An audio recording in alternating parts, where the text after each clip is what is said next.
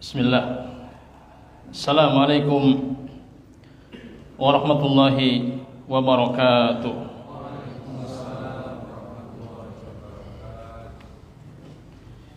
Alhamdulillah, nahmaduhu wa nasta'inuhu wa nastaghfiruh wa na'udzu billahi min syururi anfusina wa sayyiati a'malina. من يهده الله فلا مضل له ومن يضلل فلا هادي له وأشهد أن لا إله إلا الله وحده لا شريك له وأشهد أن محمدا عبده ورسوله لا نبي بعده. يا أيها الذين آمنوا اتقوا الله حق تقاته ولا تموتن إلا وأنتم مسلمون. يا أيها الناس اتقوا ربكم الذي خلقكم من نفس واحدة وخلق منها زوجها وبث منهما رجالا كثيرا ونساء واتقوا الله الذي تساءلون به والأرحام إن الله كان عليكم رقيبا. يا أيها الذين آمنوا اتقوا الله وقولوا قولا سديدا يصلح لكم أعمالكم ويغفر لكم ذنوبكم ومن يطع الله ورسوله فقد فاز فوزا عظيما.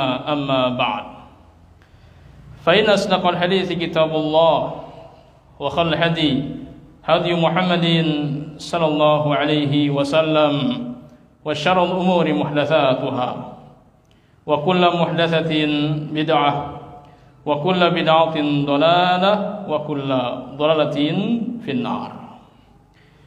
Ikhwat fillah azanallahu wa yakum, hadirin wal hadirat, bapak-bapak, ibu-ibu, para pemuda, para pemudi, jamaah Masjid Jami' Al-Jihad yang dimuliakan dan dirahmati oleh Allah Subhanahu wa taala. Alhamdulillah, kita sangat bersyukur sekali kepada Allah Subhanahu wa taala atas berbagai macam limpahan nikmat.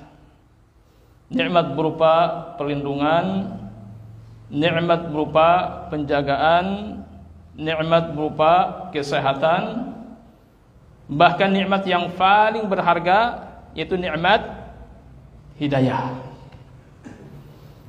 Sehingga sampai saat ini kita istiqamah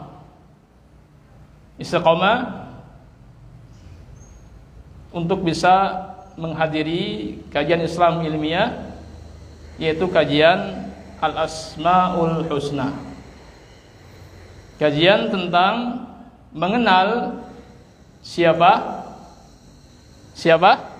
Allah Subhanahu wa taala. Nah, perlu kita ingatkan kembali bahwa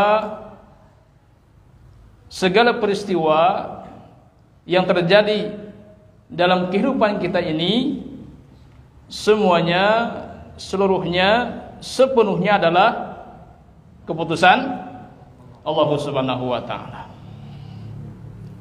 Maka orang yang betul-betul mengenal Allah Subhanahu wa taala, mereka tidak akan bingung dengan keputusan Allah Subhanahu wa taala. Saatnya Allah memutuskan adanya musibah, adanya ujian, maka orang yang mengenal Allah Subhanahu wa taala tidak akan bingung. Tidak akan bingung. Ya, bahkan dia akan melihat keindahan-keindahan. Innallaha jamilun. Sesungguhnya Allah Subhanahu wa taala Maha Indah. Maka keputusan pun penuh dengan keindahan.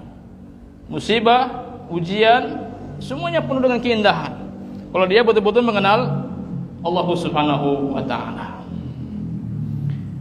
Nah, sebaliknya orang yang bingung dengan keputusan Allah, adanya musibah, adanya ujian, bingung, dipastikan dia tidak mengenal Allah Subhanahu wa taala.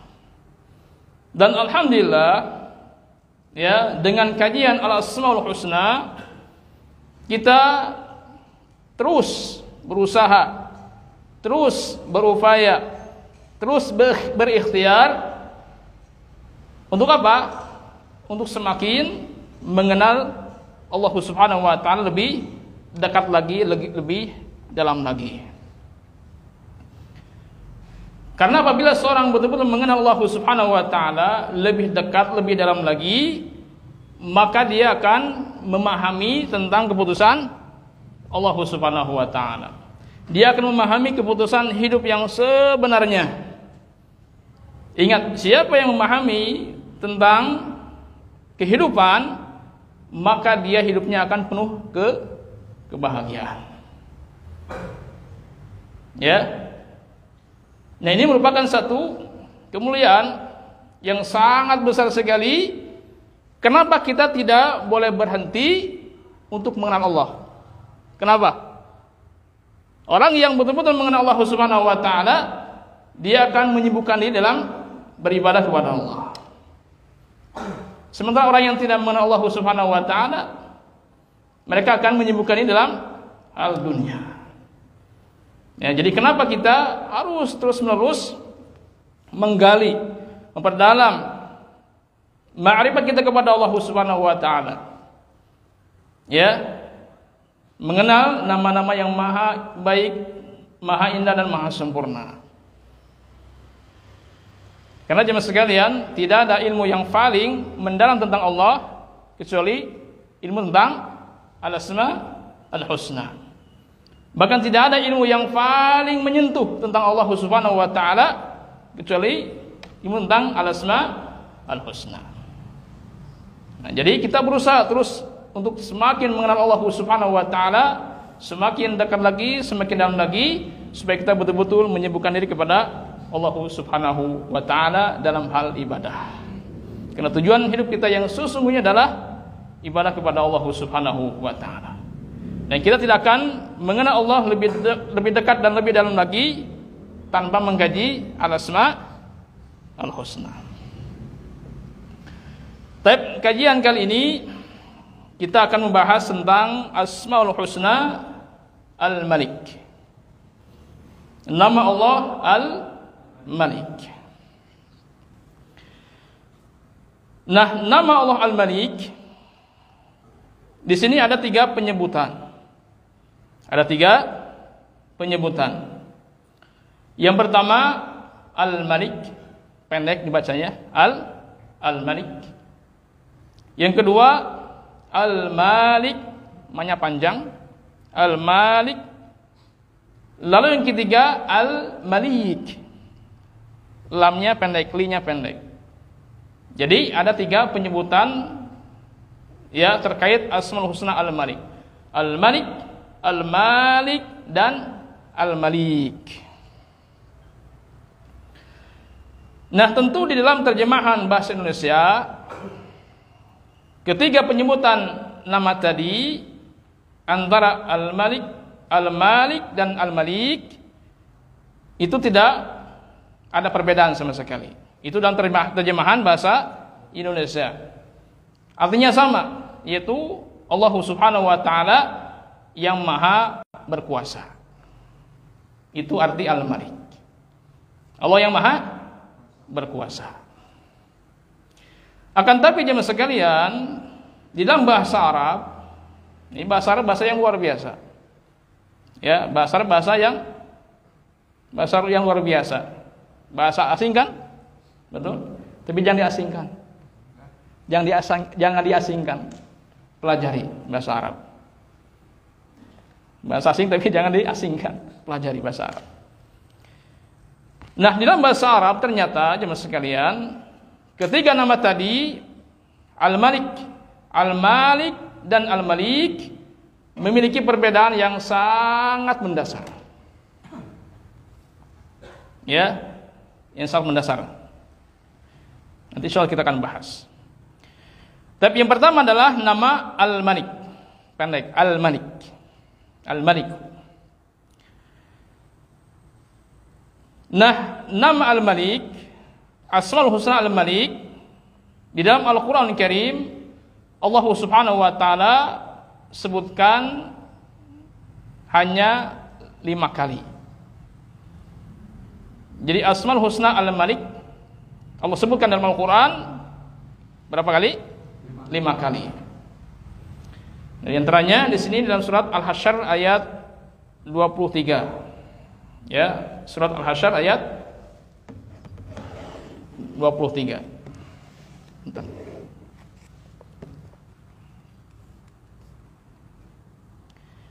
Apa bunyinya?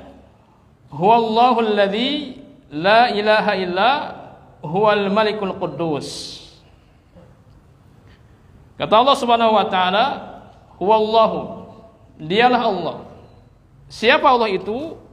Alladzi la ilaha illahu, yang tidak ada sembahan yang berhak disembah dengan sebenar-benarnya illahu, kecuali dia semata, kecuali Allah Subhanahu wa taala semata. Jadi yang diibadahi dengan kebatilan banyak, yang disembah dengan kebatilan banyak sekali. Tapi yang diibadahi dengan kebenaran, yang disembah dengan kebenaran hanya satu. Siapa? Illahu, Allah Subhanahu wa taala semata. Al-Malik, dialah Al-Malik. Ya, raja yang maha berkuasa, Al-Quddus, lagi maha suci. Ya, ini ayat yang pertama yang menjelaskan tentang nama Al-Malik, yaitu surat Al-Hasyr ayat 23. Yang kedua, Allah sebutkan nama Al-Malik dalam surat Al-Mu'minun ayat 116. Al-Mu'minun ayat 116. Apa bunyinya? Kata Allah Subhanahu wa taala, "Fata'alallahul malikul haqq." Fata'alallahu, maha tinggi Allah Subhanahu wa taala, Al-Malikul Haq. Dialah Al-Malikul Haq. Dialah raja yang hak, yang sebenarnya. Dialah penguasa, bukan pengusaha. Penguasa yang sesungguhnya. Al-Malikul Haq, itu Allah Subhanahu wa taala. Ya, di sini cuma disebutkan 2 ayat saja. Jadi yang 3 ayatnya enggak disebutkan. Coba antum cari di rumah. Ada PR. Jadi ini nama Al-Malik. Ya, Al-Malik Allah Subhanahu wa taala sebutkan dalam Al-Qur'an berapa kali? 5 kali. Lalu yang kedua, nama Al-Malik, mimnya panjang ya, Al-Malik. Maka Allah Subhanahu wa taala menyebutkan nama Al-Malik ini dalam Al-Qur'an itu hanya 2 kali. Hanya 2 kali. Yang pertama dalam surat Al-Fatihah. Ya, apa bunyinya? Maliki yaumiddin. Disebutkan Maliki yaumiddin. Raja, Malik, penguasa. Yaumiddin yang menguasai hari pembalasan. Itu dalam surat Al-Fatihah. Yang kedua Allah sebutkan dalam surat Ali Imran ayat 26. Ya, yang berbunyi Qulillahumma malikal mulki. Qul, ucapkan oleh Muhammad, Allahumma, ya Allah, malikal mulk, engkaulah yang memiliki kekuasaan, yang memiliki kerajaan. Di nama Al-Malik Allah sebutkan dalam Al-Quran itu hanya 2 kali. Dalam surat Al-Fatihah dan surat Ali Imran ayat 26. Nah, sedangkan nama Al-Malik yang ketiga, Al-Malik Allah sebutkan hanya 1 kali saja, yaitu dalam surat Al-Qamar ayat 54 sampai 55. Al-Qamar ayat 54 sampai 55. Allah Jalla wa Ala berfirman, "Innal muttaqina fi jannati wa nahar, fi maq'adi sidqin 'inda malikin muqtadir." Kata Allah Jalla wa Ala, "Innal muttaqina", sesungguhnya orang-orang bertakwa itu, semoga kita masuk orang bertakwa. Ya, fi jannat, mereka berada di taman-taman. Wa nahar, Mereka pun berada di sungai-sungai. Fi maq'adi sidqin.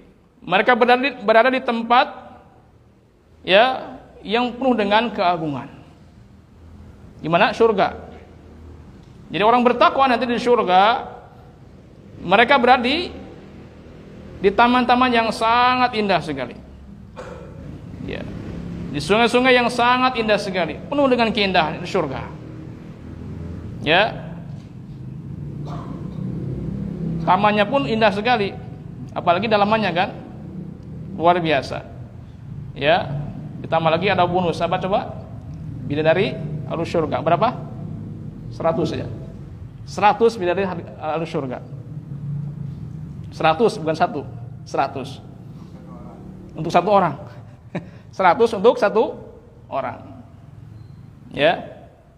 Tapi meskipun demikian, jumlahnya 100 tetap kalah dengan istri kita di dunia, ya kan? Yang satu kan mengalahkan, yang satu mengalahkan 100. Kenapa? Yang satu mengalahkan 100. Kenapa? Jamil. Karena istri kita di dunia meskipun satu, apalagi 4, dia beribadah kepada Allah Subhanahu wa taala ketika di dunia itu, beribadah kepada Allah Jalla wa ala. Adapun ya 100 bidadari surga, meskipun 100 mereka enggak beribadah kepada Allah. Cuma Allah ciptakan begitu saja untuk apa? Untuk sebagai untuk pelayanan ya ahli surga. Jadi meskipun satu lebih utama daripada 100 bidadari surga. Ya. Nah, jadi betapa luar biasa sekali surga itu, indah sekali.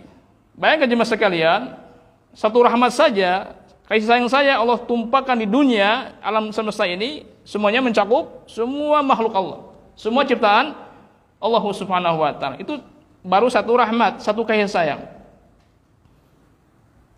Ya, kepada manusia misalnya, siapa yang paling berkasih sayang?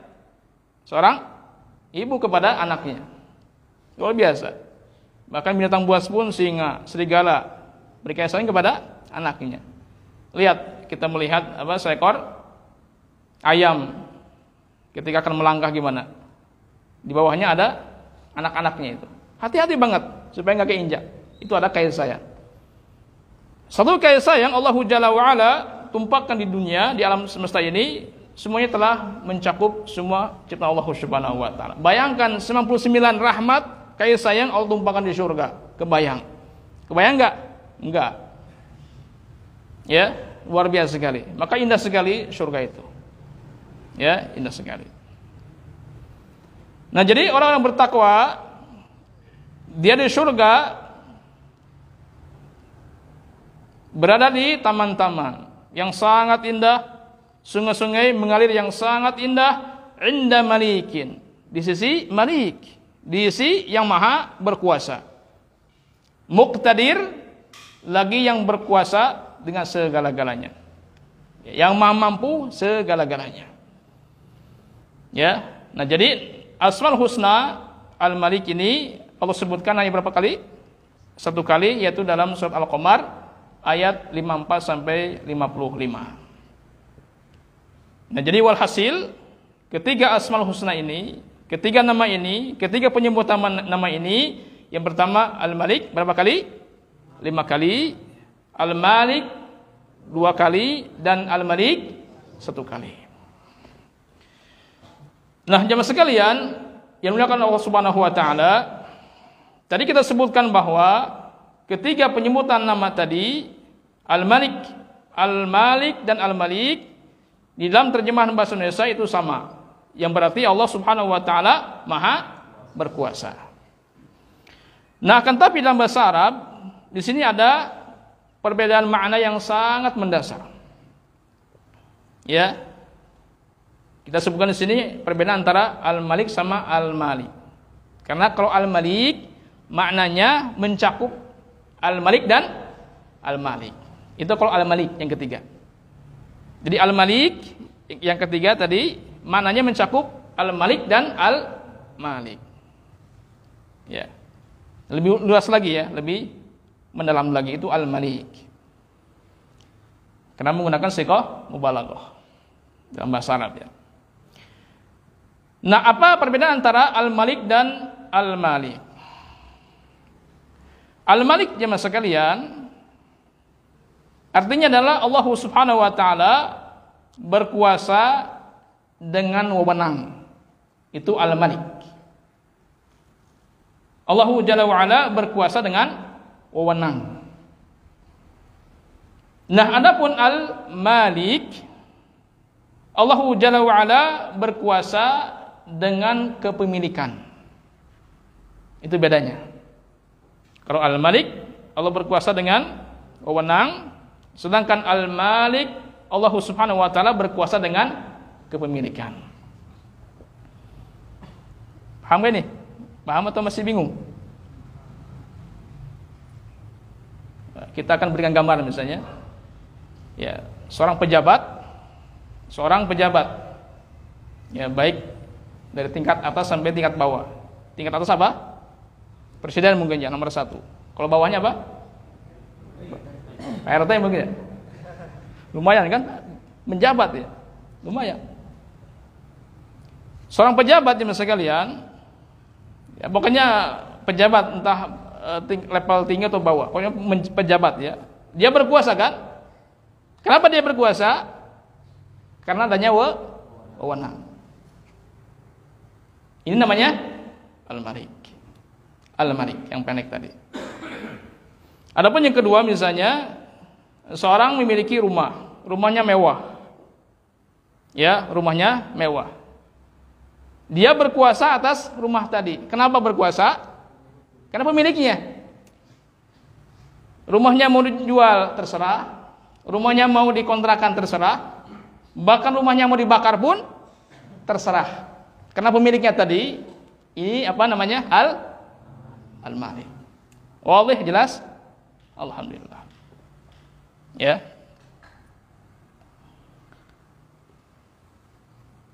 Nah, lihat jemaah sekalian,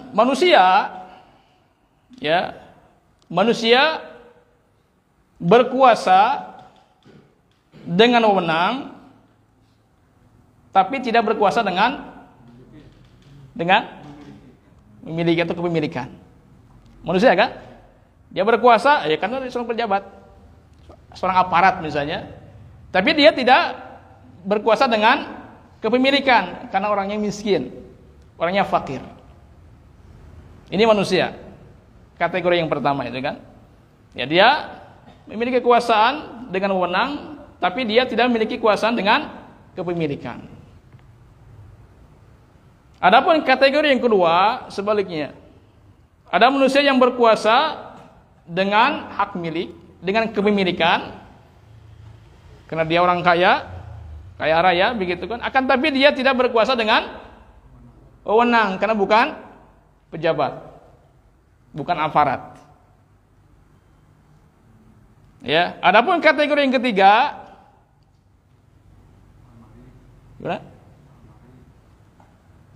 manusia yang tidak berkuasa dengan wewenang, karena tadi bukan pejabat, juga tidak berkuasa dengan kepemilikan, orang miskin. Itulah 3 kategori manusia dalam kekuasaan.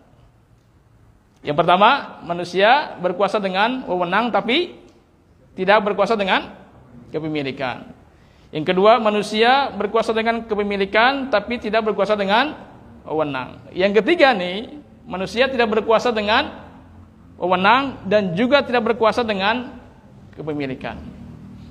Tapi lihat jemaah sekalian, Allah Subhanahu wa taala satu-satunya yang sempurna dalam kekuasaan hanyalah Allah Subhanahu wa taala.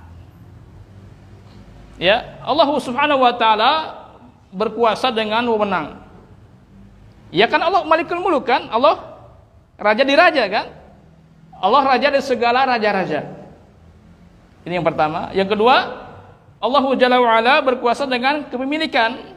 Karena Allah maha segala-galanya. Allah memiliki segala-galanya. Ya, Allah memiliki segala-galanya.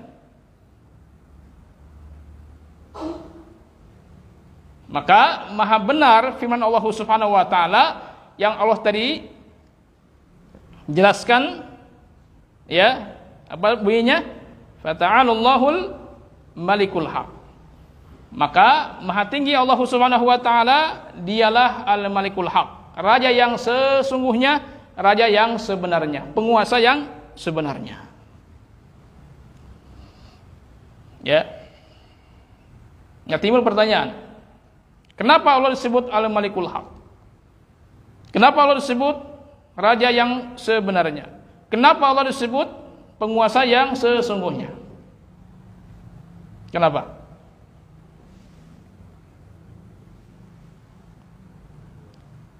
Ada yang bisa menjawab? Maha Esa. Gak ada duanya berarti ya? Gak ada duanya. Baik, yang lain? Yang menciptakan seluruh.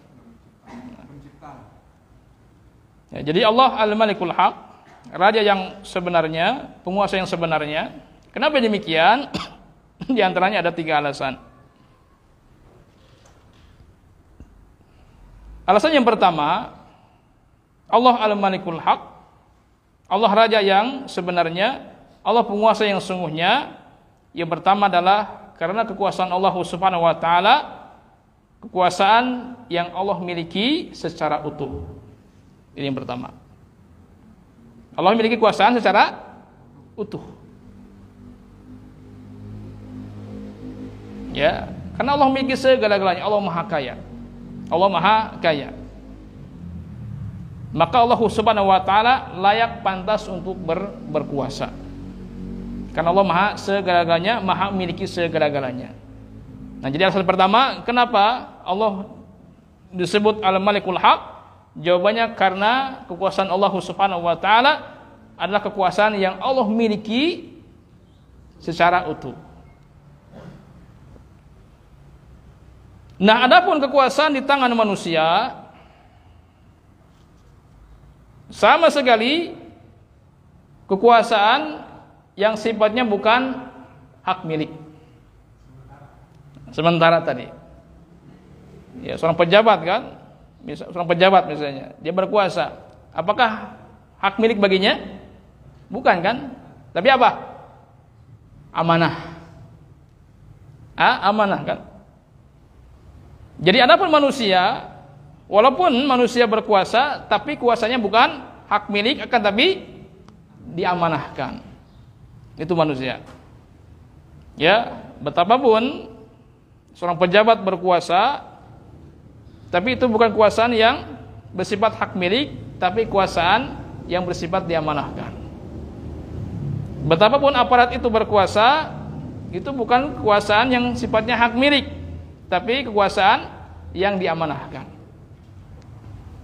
Ya, kekuasaan yang diamanahkan. Jadi sebentar manusia berkuasa. Ya kan? Sebentar.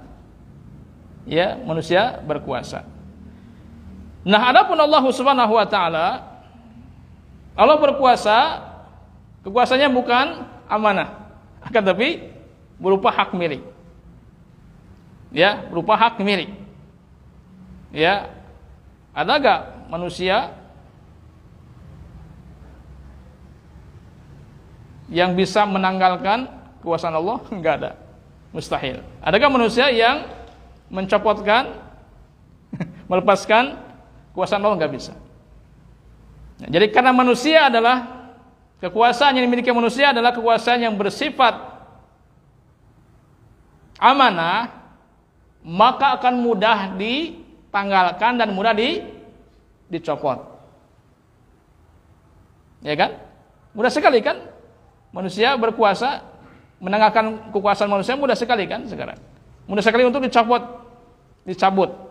Kan misalnya ini seorang pejabat misalnya nggak baik ketika kerja, ketika bertugas, misalnya dicopotkan jabatannya. Ya, dicopot. Nah, adapun Allah Subhanahu wa taala, Allah berkuasa bukan kekuasaan yang bersifat amanah, mustahil, tapi kekuasaan Allah Subhanahu wa taala sepenuhnya adalah kekuasaan yang bersifat hak milik secara utuh. Nah, ini alasan yang pertama, kenapa Allah Al-Malikul Haq, raja yang sebenarnya, ya, penguasa yang sesungguhnya, karena kekuasaan Allah Subhanahu wa taala adalah kekuasaan yang Allah miliki secara utuh. Ini alasan yang pertama.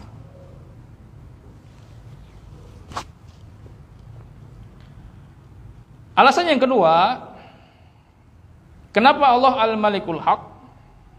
Allah Raja yang sebenarnya, Allah penguasa yang sesungguhnya. Jawabannya karena Allah Maha Abadi.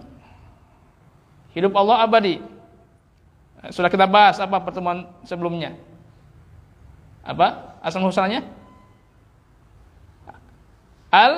Al-Hayyu kan? Udah kita bahas. Al-Hayyu, Allah Maha hidup. Bagaimana kehidupan Allah? Kehidupan yang penuh keabadian. Kehidupan yang tidak berawal dan tidak berakhir. Itulah hidup Allah Subhanahu wa taala. Ya. Nah, ketika hidup Allah penuh dengan keabadian, berarti kuasanya pun abadi. Hidup Allah tidak ada akhir. Berarti kuasanya pun tidak ada akhirnya. Ya, jadi alasan yang kedua, kenapa Allah Al-Malikul Haq, raja yang sebenarnya, penguasa yang sesungguhnya? Jawabannya karena hidup Allah abadi. Ketika hidup Allah abadi, kekuasaannya pun abadi. Ketika hidup Allah tidak ada akhirnya, maka kekuasaannya pun tidak ada akhirnya. Nah, adapun kekuasaan di tangan manusia, ya, kekuasaan di tangan manusia hanya ada dua alternatif, dua kemungkinan. Ya, yang pertama, manusia akan meninggalkan kekuasaan. Manusia akan meninggalkan kekuasaan kapan? Kapan manusia meninggalkan kekuasaan? Ketika bosan. Enggak ada yang bosannya. Pejabat bosan lah. Enggak bisa. Ketika Hasan, Jamil, ketika meninggal. Enggak ada bosannya. Bahkan ingin meningkatkan level yang selanjutnya kan. Ya, karena meninggal, mati. Hidup manusia kan sementara. Berarti kuasanya pun sementara. Dia seorang pejabat, pejabat tinggi. Gitu kan, pejabat dia. Karena hidupnya sementara, ya, dia meninggal dunia, akhirnya dia meninggalkan kekuasaannya, meninggalkan jabatannya. Ya, ruhnya sudah tidak ada, jasadnya sudah dikuburkan, masuk ke alam kubur, tinggal jabatannya. Enggak ada manfaatnya sama sekali. Ya, enggak ada manfaatnya. Nah, itu kemungkinan yang pertama ya, karena manusia akan meninggalkan kekuasaannya. Karena hidup manusia tidak abadi, sementara. Adapun kemungkinan yang kedua, ya, kita akan bahas setelah salat Isya insyaallah. Nah. Bismillah.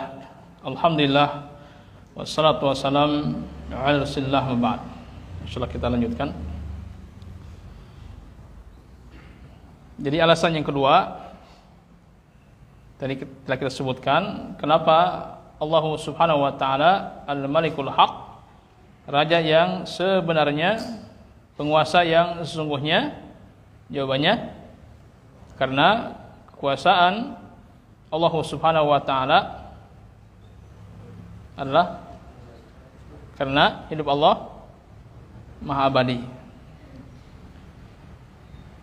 Nah, adapun kekuasaan di tangan manusia itu hanya ada dua kemungkinan. Ya, kemungkinan yang pertama, manusia akan meninggalkan kekuasaannya. Tadi kan sebutkan ya, manusia akan meninggalkan kekuasaannya pada saat manusia itu meninggal, mati. Karena manusia hidupnya tidak akan abadi. Ini yang pertama. Kemungkinan yang kedua,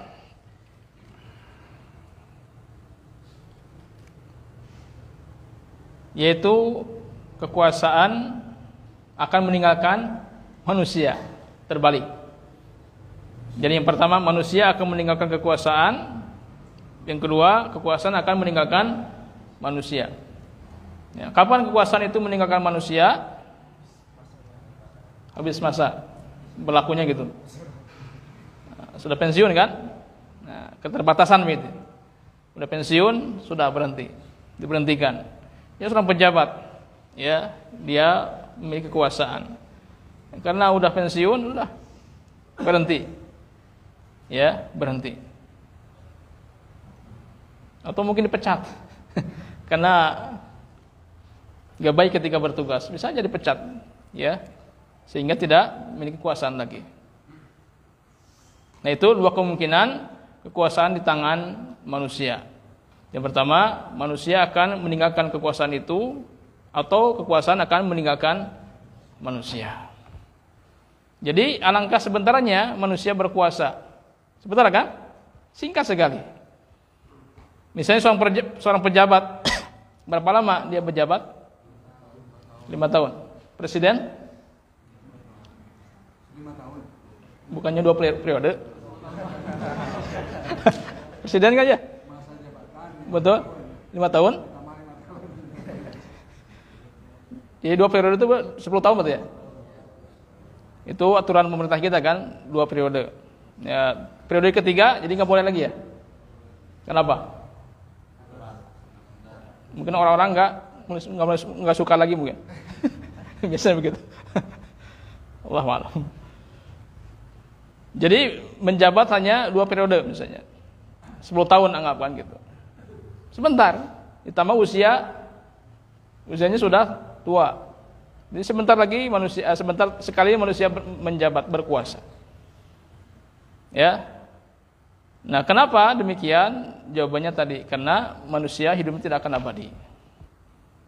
Nah, sebaliknya, ya, kekuasaan yang sebenarnya itu di tangan Allah Subhanahu wa taala, karena hidup Allah maha abadi. Hidup Allah tiada akhir. Maka kekuasaannya pun penuh dengan keabadian, kekuasaan pun tidak akan berakhir. Ini alasan yang kedua.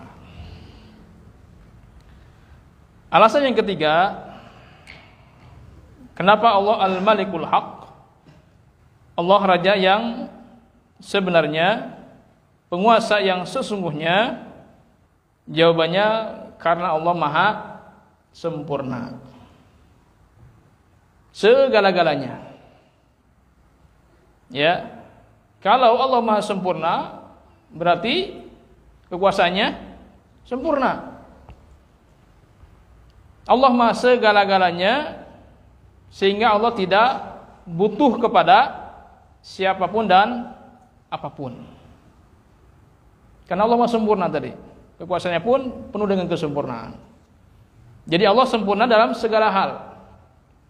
Ilmunya sempurna. Ilmunya sempurna, ya, sehingga Allah tidak butuh bantuan para ahli. Sempurna kan? Sempurna. Kekuatan Allah sempurna, sehingga Allah tidak butuh dukungan kanan kiri. Gak butuh Allah. Ya. Nah, jadi Allah Subhanahu wa taala Maha sempurna, segala-galanya, berarti kuasanya pun sempurna. Nah, adapun manusia, karena manusia ini enggak sempurna, ya, berarti kuasanya pun tidak akan sempurna. Penuh dengan kelemahan, penuh dengan kekurangan. Misalnya seorang pejabat ini pintar, cerdas. Tetap aja kan penuh dengan kekurangan, penuh dengan keterbatasan. Sehingga masih membutuhkan tenaga ahli. Seorang pejabat memiliki kekuatan, misalnya memiliki kekuatan, tetap aja kekuatan, ya, kekuatan itu kekuatan yang penuh dengan keterbatasan, sehingga masih membutuhkan dukungan kanan kiri. Untuk mencalonkan biasanya kan butuh dukungan aparat atau rakyat, biasanya begitu. Ya. Nah, jadi manusia itu kan enggak sempurna. Artinya mereka memiliki sedikit, memiliki sebagian sedikit saja. Adapun yang tidak dimilikinya banyak. Sedangkan Allah kan Maha memiliki segala-galanya. Ya kan, jadi manusia itu memiliki hanya sedikit kan, tapi yang banyaknya tidak dimiliki, itu manusia. Sedangkan Allah Maha memiliki segala-galanya. Ya, maka alasan ketiga kenapa Allah Subhanahu wa taala Al-Malikul Haq, raja yang sesungguhnya, penguasa yang sebenarnya? Jawabannya karena Allah Subhanahu wa taala maha sempurna. Allah maha sempurna, maka sempurna pula kekuasaannya. Nah, itulah diantara 3 alasan kenapa Allah Subhanahu wa taala disebut Al-Malikul Haq, raja yang sebenarnya, penguasa yang sesungguhnya. Yang pertama, karena kekuasaan Allah adalah kekuasaan yang Allah miliki secara utuh. Ya. Bukan kekuasaan yang diamanahkan. Ini yang pertama. Alasan yang kedua, karena hidup Allah maha abadi. Adapun manusia kekuasaannya sebentar, karena manusia tidak akan hidup lama lagi. Ya. Yang ketiga, yaitu apa? Karena Allah Subhanahu wa taala maha sempurna, otomatis kuasanya pun penuh dengan kesempurnaan. Adapun manusia enggak ada yang sempurna. Manusia memiliki hanya sedikit, sehingga masih membutuhkan yang lain, masih membutuhkan kepada siapapun dan apapun itu manusia. Nah, itulah diantara 3 alasan kenapa Allah Subhanahu wa taala disebut Al-Malikul Haq.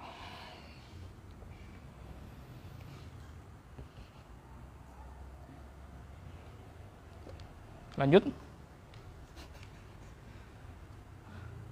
Di dalam Al-Quran Al-Karim, ya, dalam surat Al-Fatihah, Allah Subhanahu wa taala menggandengkan antara Al-Malik dengan Ar-Rahman Ar-Rahim, ya kan? Ar-Rahman Ar-Rahim, terus Maliki Yaumiddin. Ar-Rahman dan Ar-Rahim. Apa artinya Ar-Rahman? Sudah kita bahas nih, murojaah. Ar-Rahman Ar-Rahim. Ar-Rahman yang maha pengasih, Ar-Rahim yang maha penyayang. Jadi dalam bahasa Indonesia tadi kan maknanya sama. Kasih sayang kan?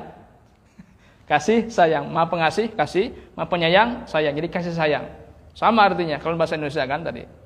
Sedangkan dalam bahasa Arab kan beda antara Ar-Rahman dan Ar-Rahim. Apa arti Ar-Rahman?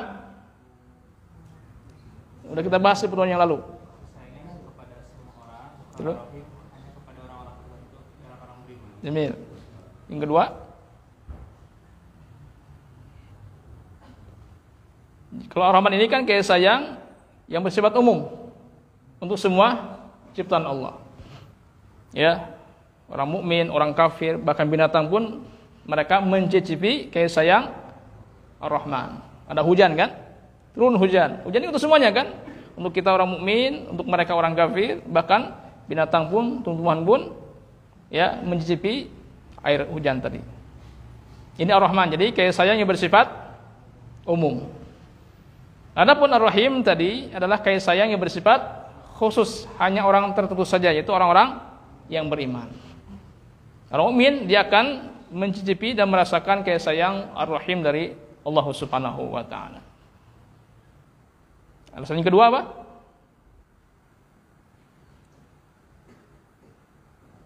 Yang kedua, cung yang merojaah.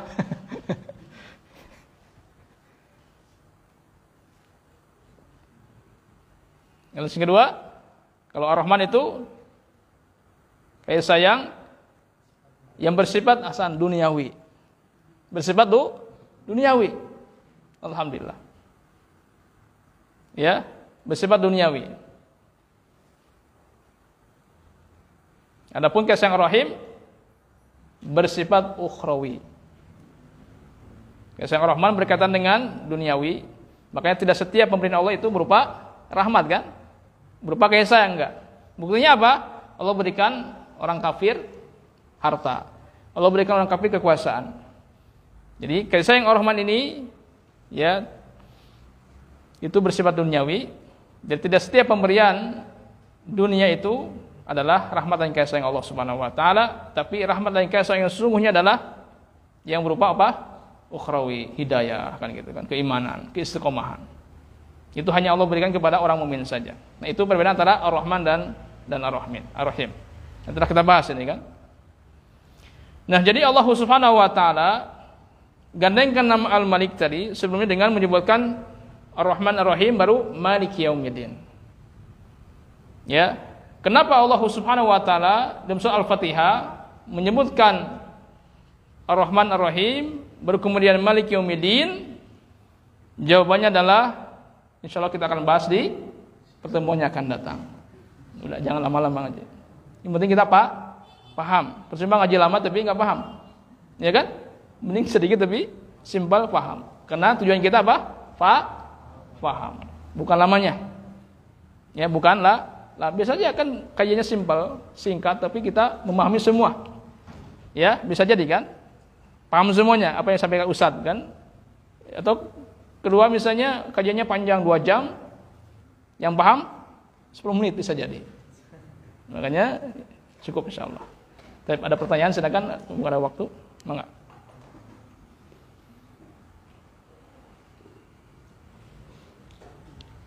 Kalau tidak ada, naktafi, insyaallah kita lanjut di pekan yang datang. Semangat dalam mengkaji Al-Asmaul Husna. Subhanakallah bihamdik, asyhadu an astaghfiruka wa atubu ilaik wa huwa da'wana alhamdulillahi alamin. Wassalamualaikum warahmatullahi wabarakatuh.